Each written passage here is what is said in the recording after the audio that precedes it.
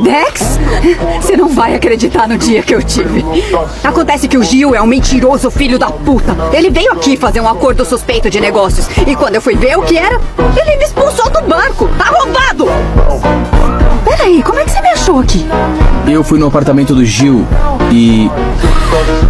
a noiva dele me contou. Noiva? É claro, porra, aquele mentiroso do caralho!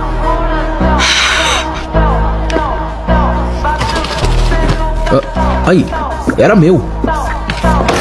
Antes que diga alguma coisa, eu terminei com o Gil. É finito. Pode me castigar por um mês, eu sei que eu mereço.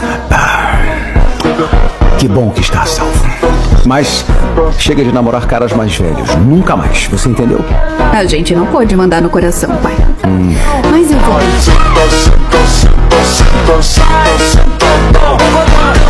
Aquela mina me dando só sentadão.